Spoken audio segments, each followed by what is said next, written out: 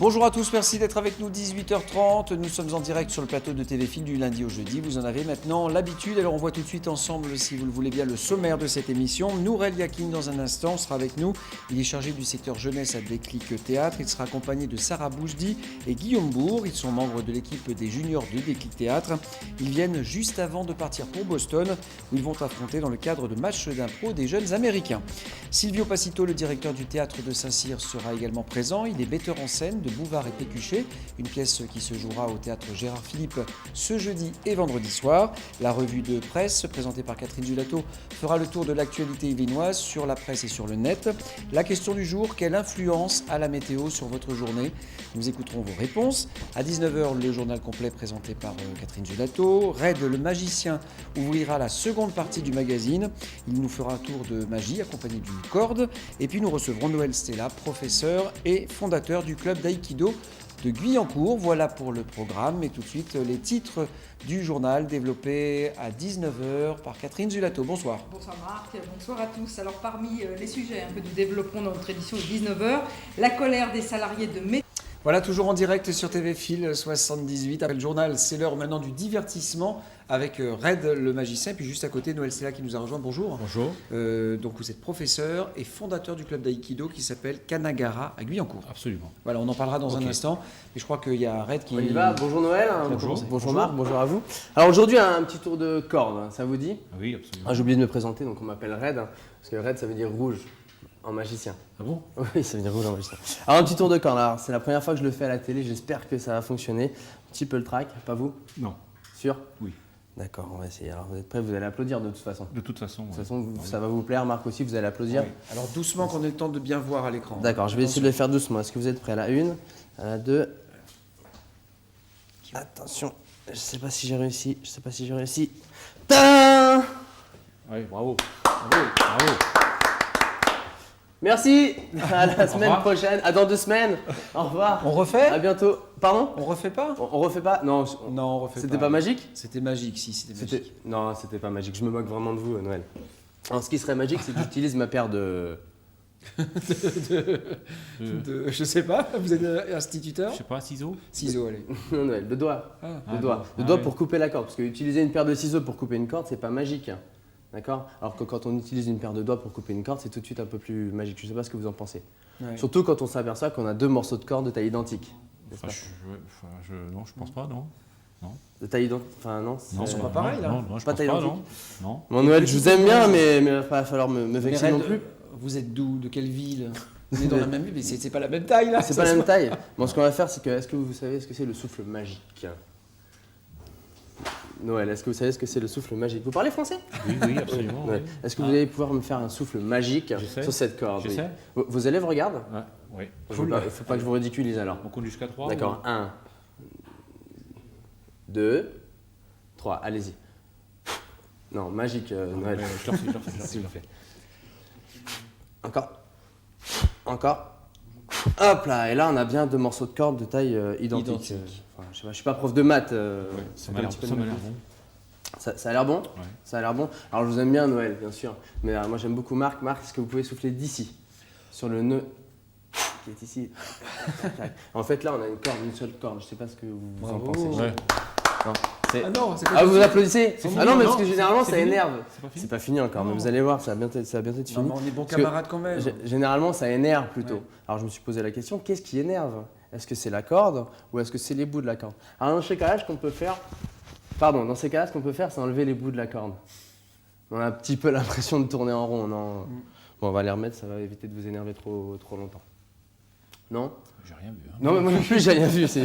Bon, alors, vous avez rien vu, ça tombe bien parce qu'on va faire un petit jeu de cache-cache. Vous avez des poches, Oui. Noël? Alors, ce qu'on va faire, c'est que je vais mettre dans votre poche les bouts ici. Alors, je sais pas si on va bien voir à la De caméra. toute façon, on peut me voler mon portable. Ok, et vous allez bien mettre votre main dans votre poche, comme ceci, d'accord? Pour bien vérifier que les bouts sont bien dans votre poche, d'accord? Vous devez les sentir, Oui, je les en sens. principe, d'accord? Donc, en principe, ils ne peuvent pas être ici, ça, c'est pas possible. Oui. Là, c'est là. Oui, Peuvent... mais je C'est vois pas bien, possible. je vois bien. C'est pas possible. Non. Donc si vous lâchez un tout petit peu la corde et que la corde se retrouve normale, c'est pas possible. Je sais pas ce que vous en pensez. Oui, j'essaie de suivre. Oui. Vous essayez de suivre? Moi, je vais vous laisser la corde si vous voulez vous la passer autant du coup. Pardon. Hop là, belle écharpe. Ok. Voilà. Bravo. Merci. Merci, Merci Noël. Merci, Merci, on Marc. se revoit dans 15 jours, c'est ça Dans 15 jours pour un petit bonto, certainement, un petit tour de cartes. D'accord, on vient avec la tchatch et tout Vous ça. venez avec des billets de 5 $ et, Oui, non. et un petit peu. On vient et puis on verra avec quoi. Bon, venez avec des bonbons. D'accord, avec des bonbons, un petit Ok. indice pendant 15 jours. Ah, dans 15 jours. D'accord. À bientôt. Merci. Au revoir. Au revoir. Noël, demain c'est l'école avec ça, avec la Oui, corde. je la garde, j'essaierai, non? Vous la voulez? Ouais. Je vous la laisse. Ouais, ok, Allez-y. ok, merci. Noël Stella, alors c'était pas prévu, mais voilà, en même temps cobaye pour le magicien, ça va. Voilà, oui. Je m'étais toujours dit, à côté d'un magicien, le jour où j'y serai, je regarderai, je verrai, je n'ai Et- rien vu. Ben non, c'est bizarre, non, vraiment de près on voit rien. Non, Non, c'est vrai, on peut le dire aux téléspectateurs parce que on pourrait penser qu'on est complice, mais non, pas du tout. Hein. non, absolument pas. Non. Bon, alors vous êtes instituteur, je l'ai dit, vos élèves demain vous diront vous avez vu à la télé. Ouais, on verra, hein, je leur poserai la question. Mais là, ce soir, vous êtes venu parler plus particulièrement du club d'aïkido, hein, Voilà. qui s'appelle Kanagara à Guyancourt. Vous êtes fondateur et professeur de ce club. Mardi soir, c'était hier soir, il y a eu une démonstration chez vous, on a envoyé Oui. une équipe. Oui, Alors on va regarder cette Ok. démonstration et puis on se retrouve juste après. ok.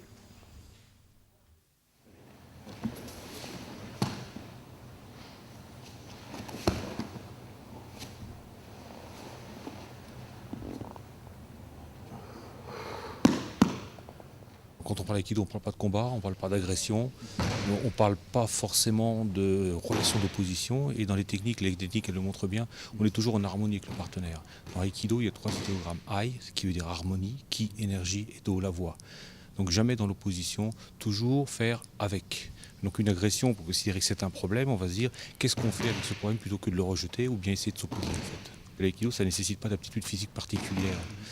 Dans le club, il y a des enfants qui ont à partir de 8 ans et des adultes qui ont jusqu'à 70 ans. Et chacun vient et pratique à son propre rythme. On n'impose rien, on n'a pas de compétition. Donc chacun vient juste pour lui. Voilà, c'est tout. Donc on n'exige rien, pas de performance particulière.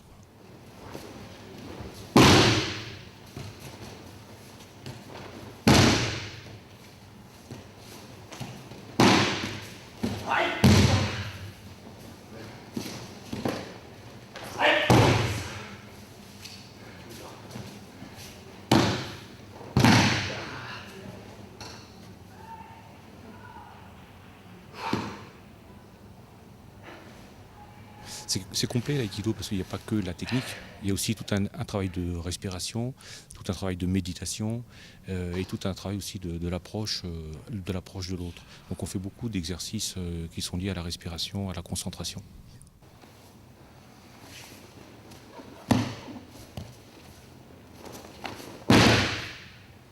C'est vrai qu'on prend du plaisir à regarder et à pratiquer quand on voit des choses comme ça. Mais je dirais que l'essentiel de l'aïkido, il n'est pas juste dans ce qu'on voit, mais surtout dans ce qu'on ressent. Et donc c'est vrai qu'un débutant qui regarde ça se dit oh là là, ouais, c'est trop bien, c'est spectaculaire. Mais en même temps, c'est pas ça l'essentiel. L'essentiel, c'est dans la vie de tous les jours, qu'est-ce que l'aïkido peut m'apporter. C'est surtout ça. Parce que sinon, ça reste juste une gymnastique. Et donc là, il n'y a aucun intérêt.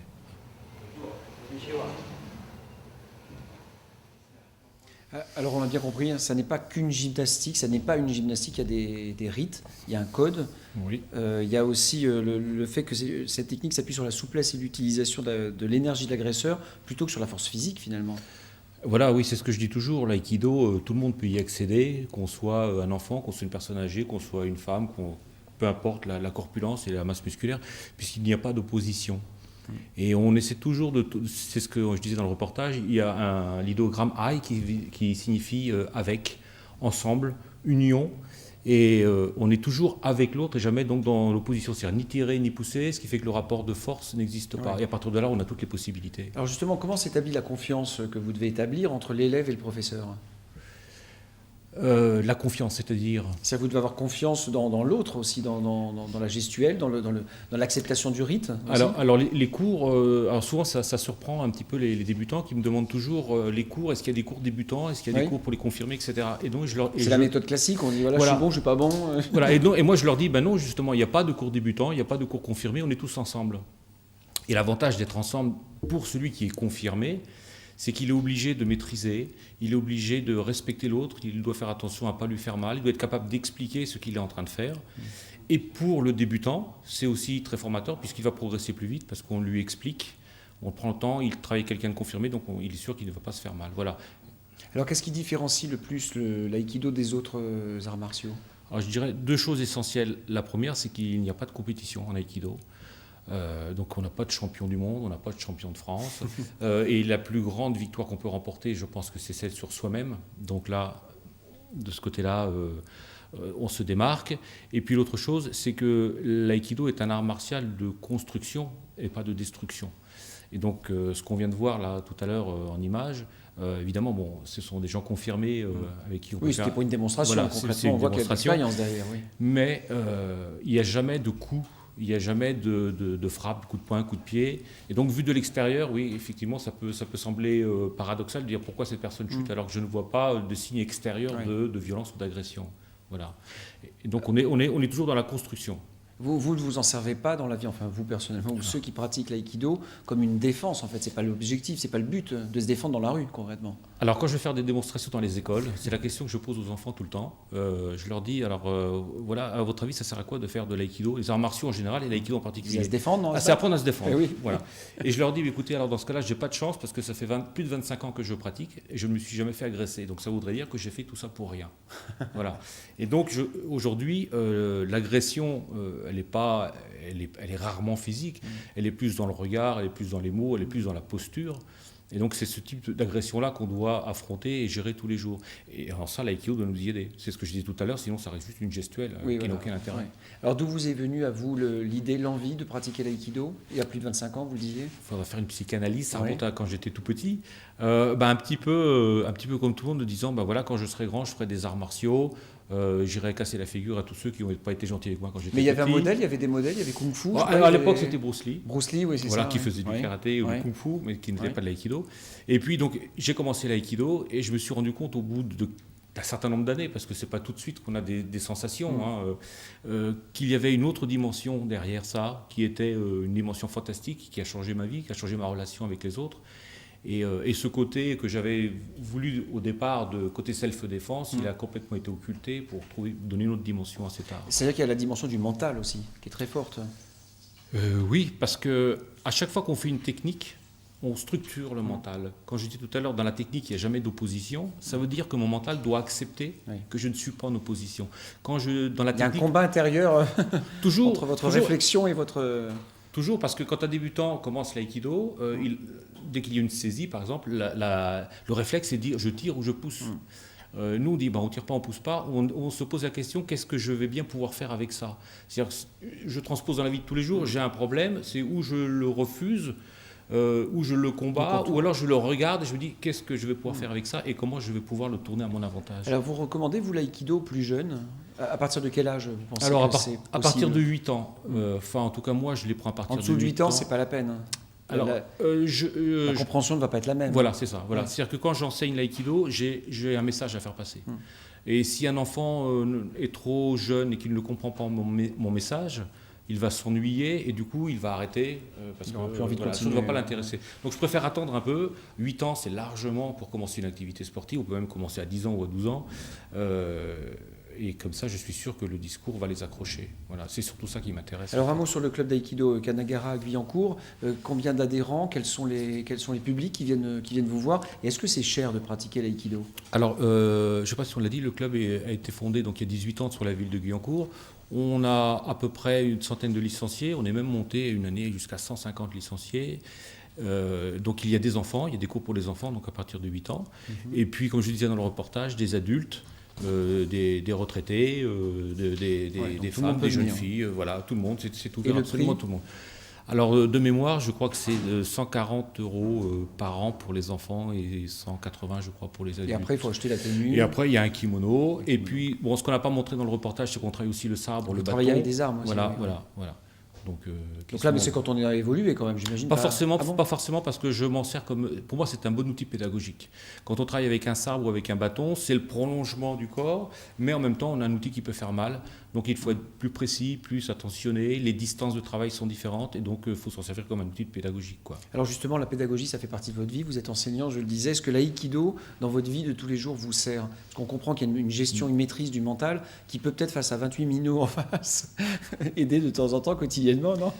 Oui, et encore une fois, je reviens sur ce que je disais au début.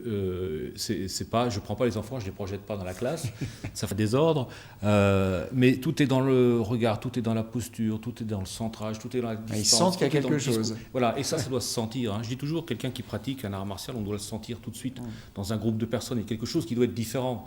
Sinon, ça veut dire qu'on est passé à côté de quelque chose d'important. Et donc, oui, bien sûr. Et moi, mon plus grand bonheur, c'est quand des parents viennent me voir et qu'ils me disent, depuis qu'il est dans votre classe, mon fils ou ma fille est différent, mais même à la maison. C'est-à-dire qu'il rentre à la maison, il a un autre comportement, il se sent mieux, sa relation avec son frère, sa sœur est différente, etc. Noël Serra, merci d'être venu nous parler de ce club, de votre activité. À une prochaine fois. Merci. Voilà, le plateau vous est ouvert. Merci à vous, téléspectateurs, de nous suivre comme chaque jour. Rapidement, le sommaire de demain, nos invités Marc Plantet et Laurent Vera du club d'échecs d'Elancourt et de la Fédération française d'échecs. Régina Lecointre nous parlera d'Europe. Avec elle, nous parlerons du colloque Une Europe pour les citoyens. Isaline, auteur, viendra parler de son livre L'anonyme tirailleur sénégalais. 2 jeunes hommes qui préparent le 4L Trophy seront également sur le plateau. Et puis, 4e et dernier volet consacré à la découverte du chemin des impressionnistes en bord de Seine.